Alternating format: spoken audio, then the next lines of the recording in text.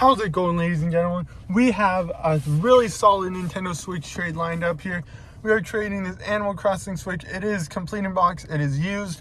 Paid $270 for it, not including Joy-Cons. I'm keeping the Joy-Cons. And we have some loose PS2 games, some PS3 games, a PS2 console. The guy said it doesn't seem to work, but we'll see. And he's also throwing in $10 since I'm dropping it off. So let's go do the trade. Let's go. We just did the trade. I got some solid games in here. Also have the carrying case, which is sweet. That's the heavy hitter of the lot. I also threw in a GameCube controller. I think it's third party. Yeah, that's a third party one. Gonna take a look at everything when I get home. It is cold as shit out right now. But yeah, so also this is in like mint condition, so that's awesome. So let's go take a deeper dive into everything. Let's freaking go. Alright, so we traded an Animal Crossing Nintendo Switch for all of this.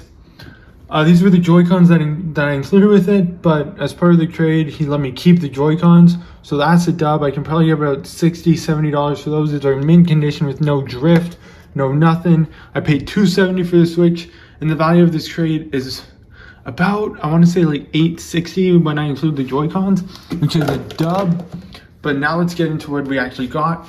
So we got a PS2 console with 2 memory cards plus 2 controllers, plus all the hookups. He said that the PS2, there seems to be a video issue, but for all we know, that could be its cables. So I'm going to test this out and hopefully it works. I also got a third-party GameCube controller. Should be able to get about maybe $5-10, nothing big.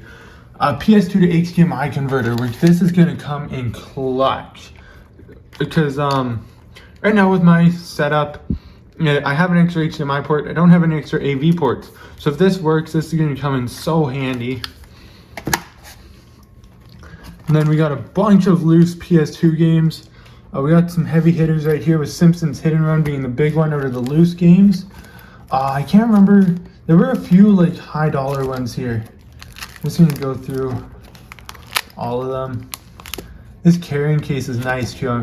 I think I'm going to keep this carrying case just for to store loose games in general when I have them. And then we got some demo discs down there. That's sick. And then we got 2 more loose games right here. They're in the cases. And finally we got some PS3 games. 2 of them don't have the manuals. Can't remember what one was, but Spider-Man unfortunately does not have the manual. But Spider-Man, this is about an $80 to $90 game, which is crazy. The rest of the games are mid. Nothing too good. I think there was another one. There's another loose game that was high dollar. But yeah, this crate is crazy. There's about 50 games in total. So hopefully the PS2 works. I'm going to test that out with my cables. See if that maybe does something. Fingers crossed it does.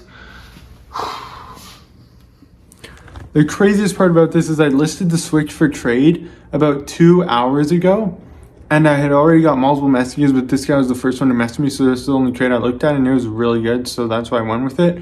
And then I still have I have this Switch Lite I've had for a few weeks, and it still isn't traded, which is crazy.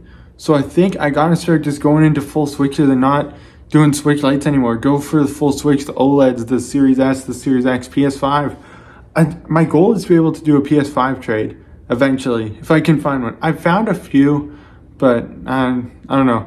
I've been waiting to trade other consoles. I need some more inventory space.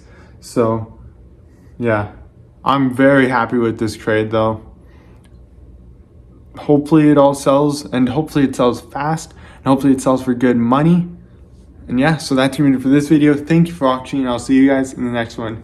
Peace out, guys.